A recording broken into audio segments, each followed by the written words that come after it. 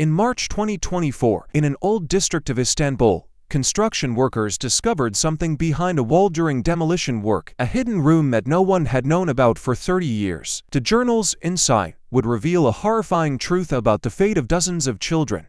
After hearing this story, you'll understand that nothing is ever as it seems. March 15, 2024, Istanbul, Turkey, Fatih district. The sledgehammer struck the concrete wall with a dull thud that echoed through the empty building. Mehmet Khan wiped the sweat from his brow and adjusted his hard hat. Another day, another demolition job. The old Umut children's home had been abandoned for 15 years, and now the city wanted it gone to make way for a shopping complex. But as Mehmet swung his hammer again, something felt wrong. The wall sounded hollow. A thin crack appeared, and cold air began seeping through air that shouldn't exist in a building this old.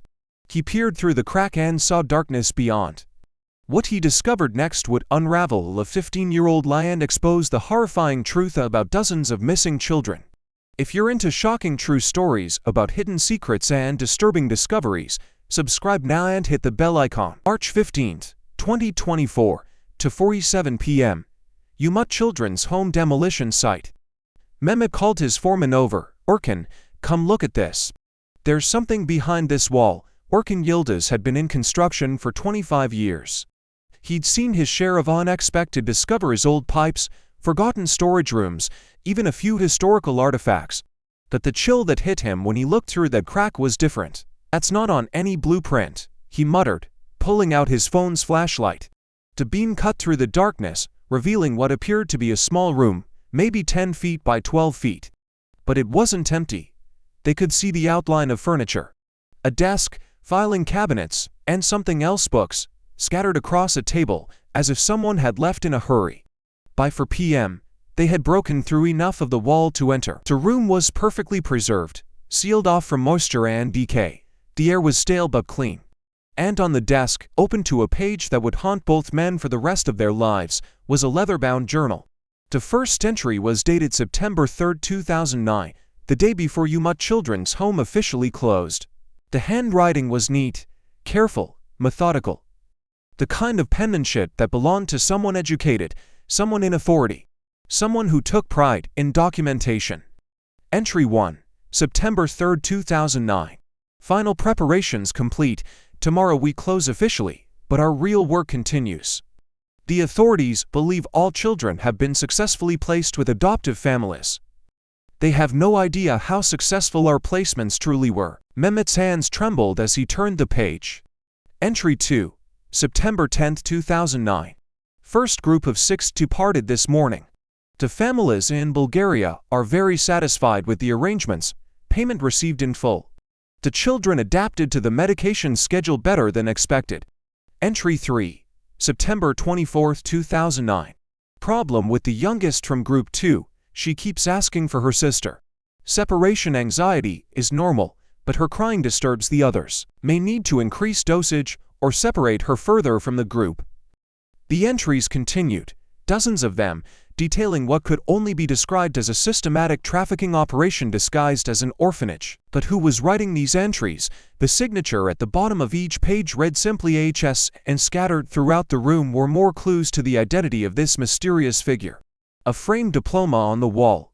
Dr. Hasan Şekerci, Child Psychology, Istanbul University, 1985. Dr. Şekerci had been the director of Umut Children's Home for 12 years, before its closure. To the outside world, he was a pillar of the community, a man dedicated to finding loving homes for orphan children. The mayor had even given him a commendation for his service. But the journals revealed a different story. Dr. Şekerci had been running 2 operations simultaneously. The official one, which placed genuine orphans with legitimate families and satisfied the government inspectors. And the shadow operation, which identified vulnerable children, those with no family searching for them, no social workers paying close attention, and funneled them into an international network. The filing cabinets contained meticulous records, financial ledgers showing payments from overseas contacts, medical files detailing psychological evaluations and behavioral modifications, and most disturbing of all, photographs. Hundreds of photographs of children, organized by age, gender, and what the files coldly referred to as placement suitability. As authorities excavated the room's contents, the scope of the operation became clear. This wasn't the work of one man. The journals reference contacts in Bulgaria, Romania, Moldova, and beyond. Code names like the Professor, Nightingale, and Shepherd appeared throughout the entries. Entry 47, November 15, 2009. Nightingale reports successful integration of the three siblings. The family believes they are refugees from Syria, no questions asked. The professor's documentation work is impeccable. Entry 52, December 2, 2009. Shepherd's contact in Moldova is requesting younger subjects. Premium pricing available for ages 4 to 7. Will review current inventory and make recommendations. The language was clinical, businesslike.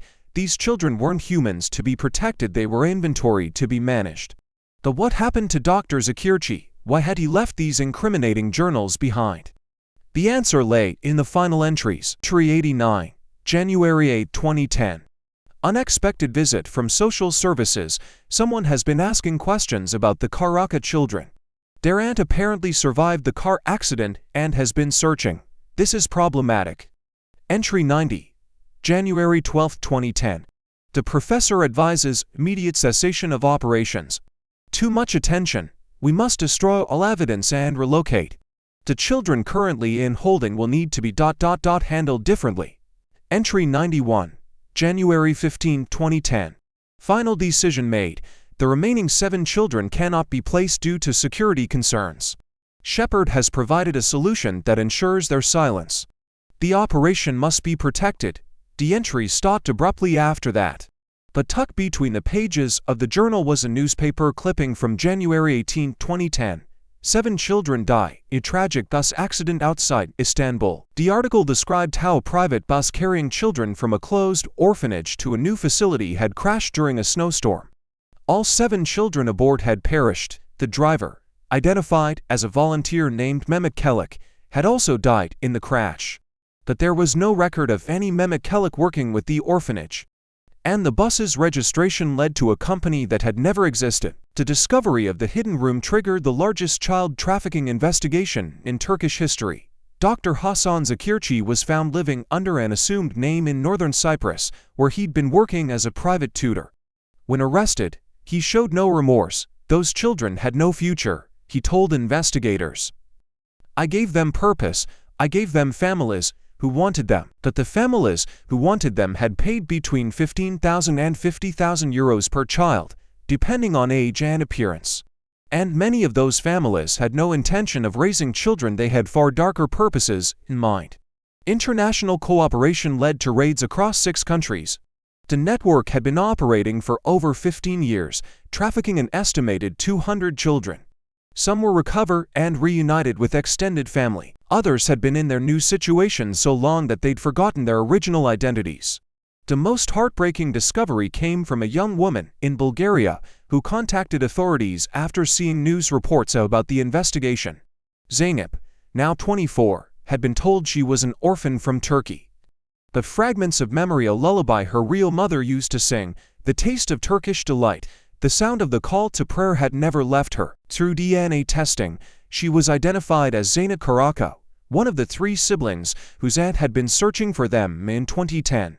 Her persistent questions had nearly exposed the operation 15 years earlier. But how had such an extensive operation gone undetected for so long? The answer lay in the network's sophistication and the corruption it had bred. 3 Turkish officials were found to have received regular payments for overlooking irregularities in adoption paperwork. A judge in Bulgaria had fast-tracked custody cases without proper investigation. And most shocking of all, a high-ranking police officer in Istanbul had been providing advance warning of any investigations. The fake bus crash that had supposedly killed 7 children was orchestrated with his help. Official records showed the children had died, while in reality, they had been the final shipment to contacts in Moldova. This revelation led to the exhumation of the bus crash victims' graves. They were empty. Those 7 children, now young adults, were eventually located in various countries across Eastern Europe. None had any memory of their time at Umut Children's Home. They'd been too young, and some showed signs of having been given memory-suppressing drugs. Today, the site of Umut Children's Home stands empty. The shopping complex was never built. Instead, The Istanbul city government has designated it as a memorial to trafficking victims.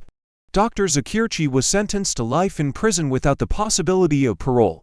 He died in custody in 2023, taking many of the network's secrets with him. But the investigation continues. International law enforcement agencies believe the network had connections to similar operations across the globe. The code names mentioned in the journals, the Professor, Nightingale, Shepherd, have appeared in trafficking cases from Mexico to Thailand. The hidden room that Mehmet Khan discovered has been preserved exactly as it was found. It serves as a reminder that sometimes the most horrific crimes are committed by those we trust most, those who promise to protect the innocent. If this story has taught us anything, it's that we must never stop asking questions, especially when children are involved. Because somewhere, in hidden rooms we haven't yet discovered, the truth is waiting to be revealed. For more shocking true stories and hidden investigations, subscribe now. Remember, if you see something that doesn't seem right, speak up. You might be the one to break open the next hidden room.